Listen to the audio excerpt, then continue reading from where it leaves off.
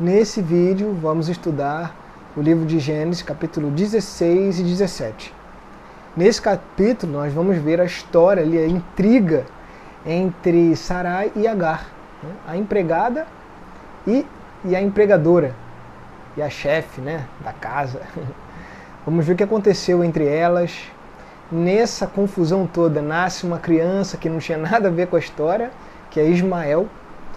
E aí nós vamos ver exatamente o que acontece dentro dessa família, dentro da família de Abrão, né? Inclusive nesse capítulo vamos ver por que Deus muda o nome de Abrão para Abraão e de Sarai para Sara. Então fique com a gente até o final. Se você ainda não se inscreveu no canal, eu sei que a gente é repetitivo com isso, mas isso é muito importante para atingir outras pessoas. Se inscreva no canal, só dá um clique aí. E se você gostar, curte aí o vídeo, tá bom? Vamos nessa, vamos estudar.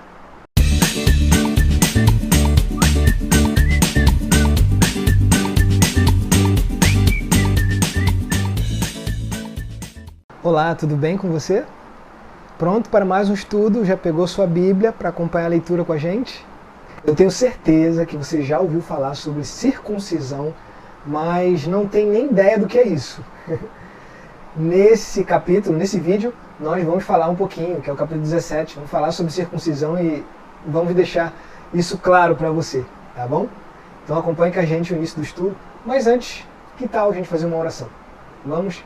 Feche seus olhos. Senhor, nosso Deus e Pai, pedimos nesse momento a atuação do Espírito Santo na nossa mente, para que possamos entender a Tua Palavra mais uma vez. Em nome de Jesus. Amém. Bem, para nós entendermos e contextualizarmos aqui, você pode ter caído de paraquedas aqui. Então, nos capítulos anteriores de Gênesis, Deus ele quer fazer uma aliança com Abraão. Ele quer que Abraão, no caso, Abrão, né, seja o pai de uma grande nação. É porque depois Deus muda o nome e nesse capítulo, no capítulo 17, você vai entender. Então, Abrão era um homem de Deus, um homem que Deus gostava muito, era um amigo de Jesus. Então, Deus queria que ele fosse pai de uma grande nação. Mas aquele homem já tinha a sua idade, a sua mulher também. Então, como ser pai de uma grande nação? Então, o anjo do Senhor aparece, né, para Abrão e faz uma promessa, dizendo que ele teria um filho dele e a sua geração seria grandiosa. Então, Abrão fica com aquilo na cabeça, Sarai também, sua esposa. Então Sarai tenta ajudar a Deus nessa tarefa e você vai ver a confusão que isso vai dar. Vamos lá? Verso 1 e 2 do capítulo 16. Lemos assim: Ora, Sarai, mulher de Abrão, não lhe dava filhos, tendo, porém, uma serva egípcia, por nome Agar. Disse Sarai a Abraão: Eis que o Senhor me tem impedido de dar à luz filhos. Toma, pois, a minha serva, e assim me edificarei com filhos, por meio dela. E Abrão anuiu ao conselho de Sarai. Então, o que a sua esposa Sarai resolveu fazer? Desculpa. Resolveu pegar a sua serva e falar: olha, Abrão, já que você vai ser pai de uma grande nação e talvez eu não esteja inclusa nesses planos que Deus tem para você, faz uma coisa. Pega a minha serva, que provavelmente é muito mais nova, mais jovem que eu, pode ter filhos, e tenha filhos com ela. E aí, a questão está resolvida. Será? Será? Será que isso vai dar certo? Vamos continuar. Então, Abrão ele aceitou esse acordo, né? E vamos combinar, que acordo complicado deveria ter sido esse. E aqui no verso 4 diz assim: E ele possuiu, e ela concebeu. Vendo ela que havia concebido, foi a sua senhora por ela desprezada. Então o que aconteceu, né? É uma tragédia anunciada. Então, assim que Agar descobriu que estava grávida de Abrão, ela foi conversar com Sarai. E Sarai ficou o quê? Chateada ou ficou feliz? Ficou muito chateada. E isso criou uma raiva, um ódio nela por Agar. E eu imagino que seja inveja, né? Ela, uma mulher já idosa, velha, pensou que poderia talvez perder o seu marido, perder todo o amor e prestígio que ele tinha por ela durante todos esses anos. E vale lembrar que ele tinha 86 anos, né? Quando essa criança nasceu, vamos ver aqui no texto. Então deixou Sarai bastante ameaçada com essa notícia, né? A gente para pensar, poxa, foi a própria Sarai que teve essa ideia. E como é que ela fica chateada? Mas essa é a nossa mente, né? A mente do ser humano é assim, né? Então vamos ver o que aconteceu nos próximos versículos aqui? Vamos lá?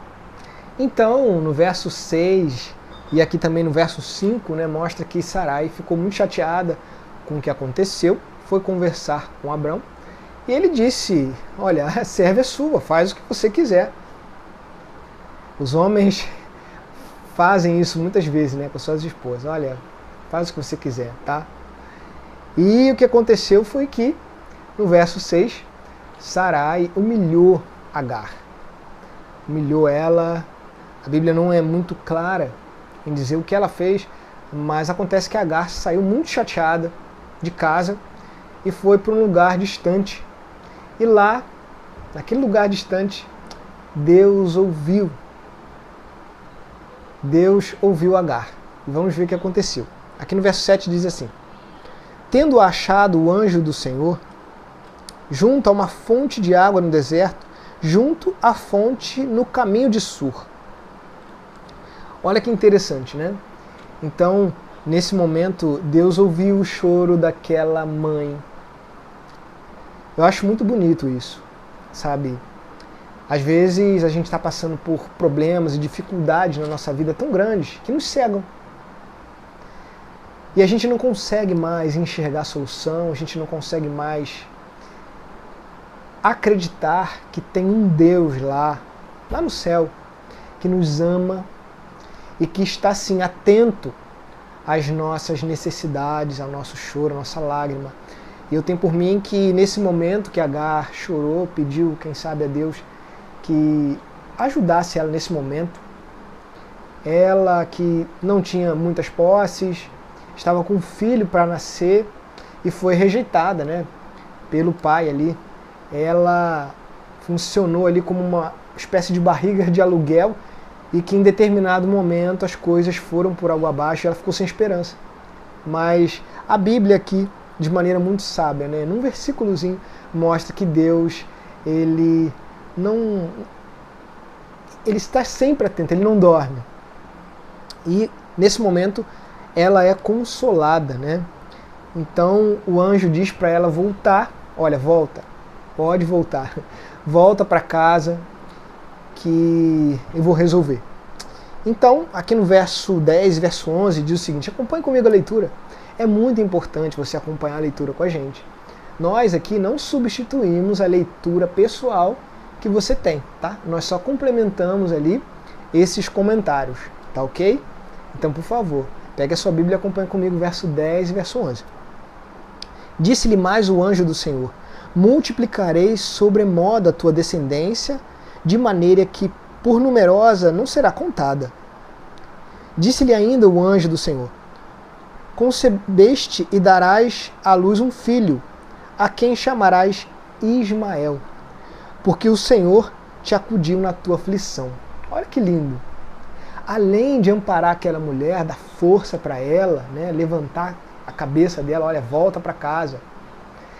Deus diz ali, dá uma promessa para ela, através daquele anjo. Alguns até dizem que poderia ter sido o próprio Jesus, né, o anjo do Senhor.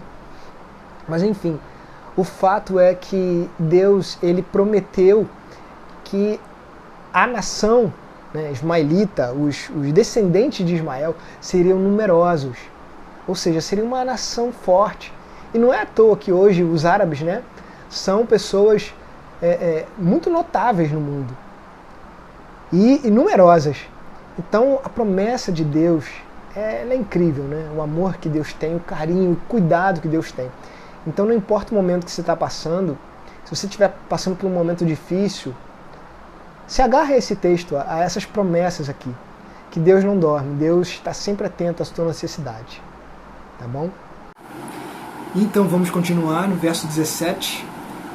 Alguns anos, né, se passaram entre esses dois capítulos e vamos ver o que aconteceu. Verso 1 e 2 do capítulo 17.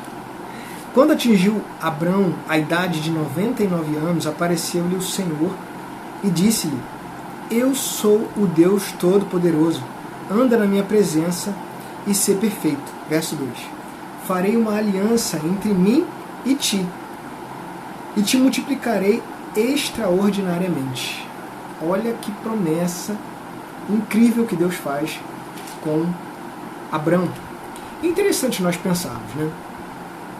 Passou-se ali 13 anos desde que ocorreu o nascimento, né, de Ismael, ali no finalzinho do capítulo 16. Passou-se 13 anos. 13 anos de silêncio.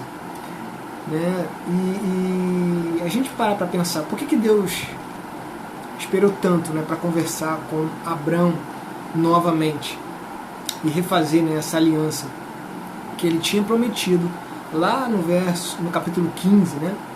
Então a gente percebe que Abrão, ele pisou na bola, né? E a gente pode entender esse silêncio de Deus uma oportunidade de Abrão repensar sobre o que ele havia feito, né? Havia ali se precipitado, não havia esperado em Deus e exercitado a sua fé de que Deus iria prover sim o filho. Então ele foi muito apressado e acabou tendo consequências. Inclusive, eu queria dizer para você que as duas nações que brigam até hoje, né? Nós sabemos, lá na região ali da Palestina, né? Todo aquele povo, eles brigam até hoje por conta dessa atitude que Abrão teve com Sarai, né? De ter esse filho, né? Ali meio que ilegítimo, né? Da parte de Sarai e de Abrão. Então essa briga, essa disputa que existe hoje ali por Israel, ali na Palestina, são desses dois povos, né? Os ismaelitas e a descendência do povo de Israel, de Isaac.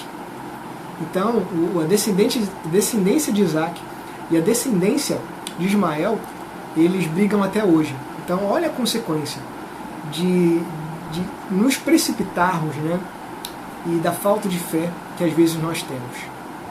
Vamos continuar então, chega de história, né? Então, a gente percebe aqui que no verso 7, Deus faz uma aliança então com Abrão. Vamos ver? Estabelecerei a minha aliança entre mim e ti, e a tua descendência no decurso das suas gerações, aliança perpétua, para ser o teu Deus e a tua descendência. Interessante, essa aliança que Deus está sempre tentando fazer com a gente.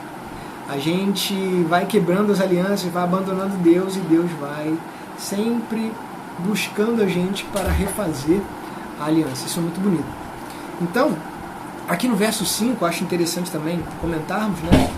Diz assim: Abrão já não será o teu nome, Deus fala para ele, e sim Abraão. Por quê?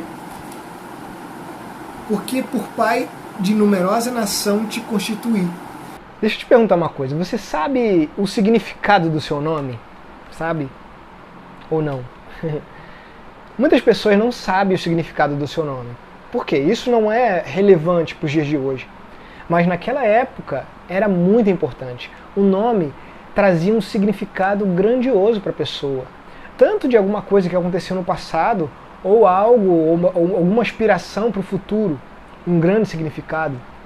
Então, isso era uma questão bastante sensível. Então, no verso 5, Deus muda o nome de Abrão para Abraão. E o que significa Abraão? Abraão significa pai de uma grande nação. Deus, então, após esses 13 anos, reaparece para ele dizendo: olha, você vai ser pai de uma grande nação. Eu não sei há quanto tempo você tem pedido a Deus uma bênção.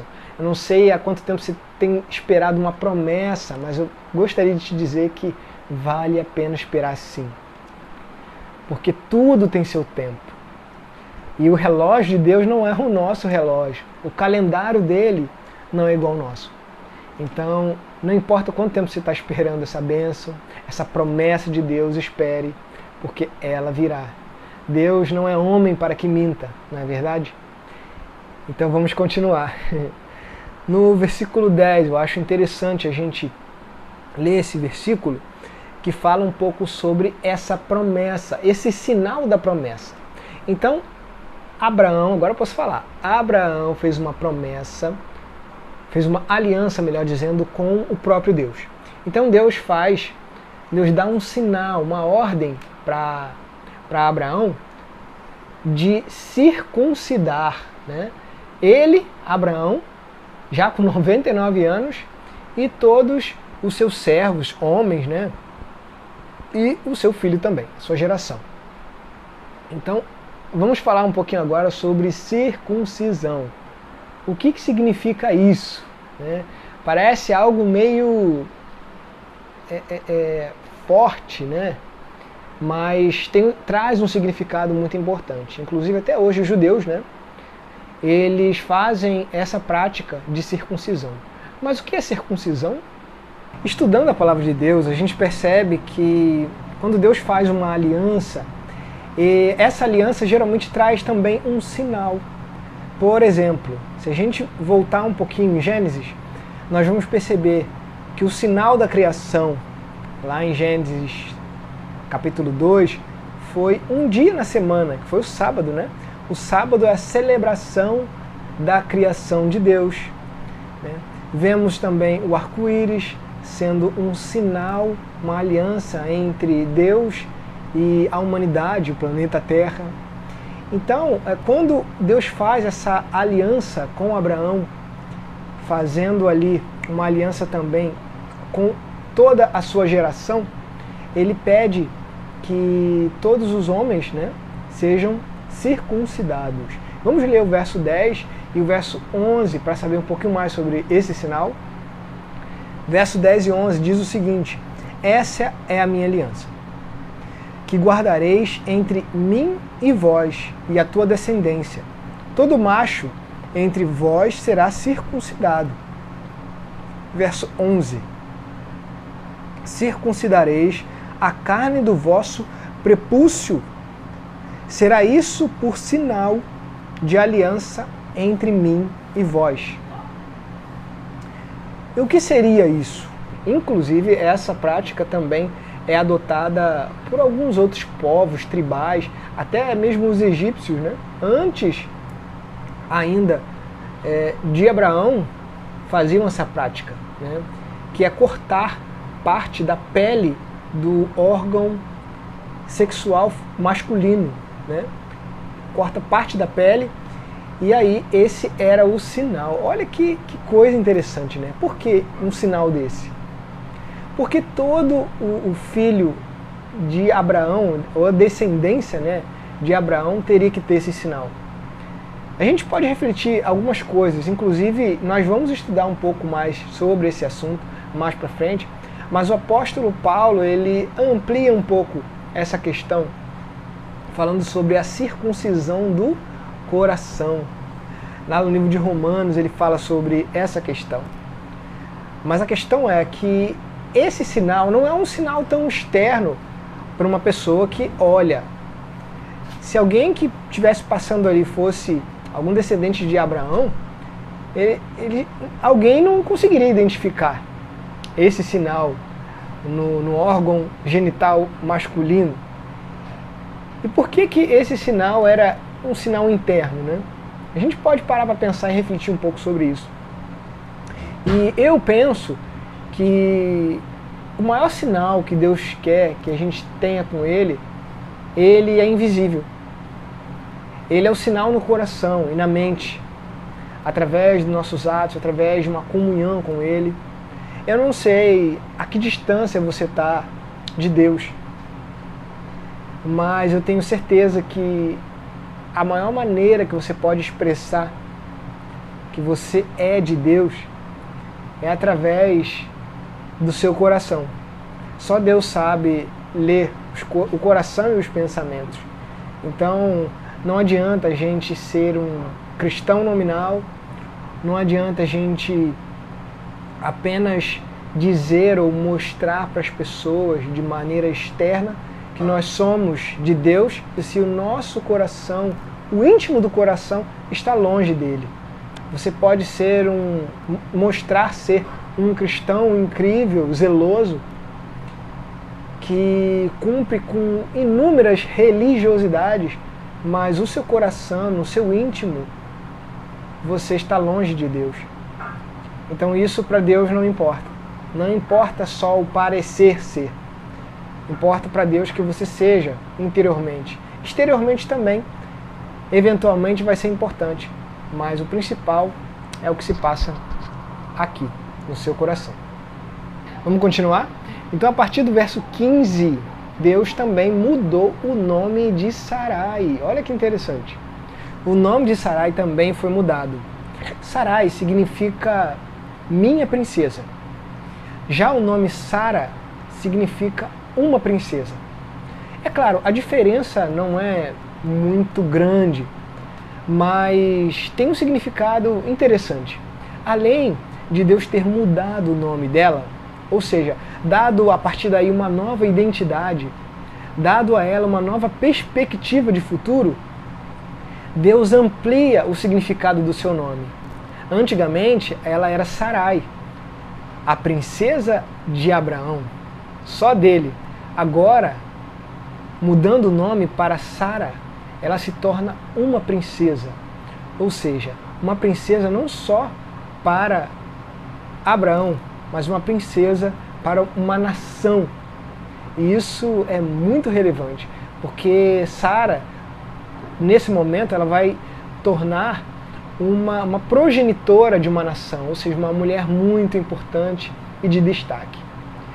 Eu acho interessante essa maneira que Deus tem de nos dar uma segunda chance, quase que não sai. Deus, ele é misericordioso, isso é dele, isso não tem a ver com a gente. A gente pode errar, se afastar, mas Deus está sempre nos buscando. E 13 anos se passaram, né, entre esses dois capítulos, e Deus, de maneira muito especial, apesar de Sarai ter tentado resolver, ajudar Deus, né, criando ali novos problemas graves, Deus, ele perdoou Sara e muda agora o seu nome com uma forma, né, de dizer: olha, Sara, eu não esqueci de você, eu perdoei você, eu te amo, você é importante para mim. Você vai ser uma princesa de uma grande nação. E isso é muito bonito. Essa segunda chance, essa página em branco que Deus dá para cada um de nós. Então agarre a essa promessa também. Você que possa ter errado na sua vida, feito coisas que entristeceram a Deus, Deus te dá uma segunda chance, sempre. E que essa mensagem também fique no seu coração. Então, finalizando mais esse capítulo 17, vamos ler o versículo 26 e 27, que diz assim: Abraão e seu filho, Ismael, foram circuncidados no mesmo dia. E também foram circuncidados todos os homens de sua casa, tanto os escravos nascidos nela, como os comprados por dinheiro ao estrangeiro. Ou seja, todos foram circuncidados conforme a ordem de Deus. Até seu filho Ismael foi circuncidado também, e as suas gerações também. Então, os judeus, de maneira geral, adotaram essa prática, né, da circuncisão. Mas pode surgir a pergunta: e aí, e hoje em dia? É necessário a circuncisão? Interessante que lá em Atos dos Apóstolos, os discípulos também tiveram esse embate, né? Se circuncisa ou não circuncisa. O fato é que hoje a circuncisão, e já naquela época, depois de Jesus, não é considerado mais uma prática moral. Apenas alguns considerados como uma questão higiênica, outros como costume, mas a verdadeira circuncisão que Paulo fala é a circuncisão de coração. Então, que possamos entender que essa prática foi importante, foi uma ordem divina, sim, mas depois de um momento não passou a ser mais. Então, que Deus abençoe e que você seja um circunciso de coração, porque é essa circuncisão que vai nos aproximar de Deus. Que Deus abençoe você, sua vida, sua família, sua luta. E até o próximo estudo aqui no Bibliologia. Tchau, tchau!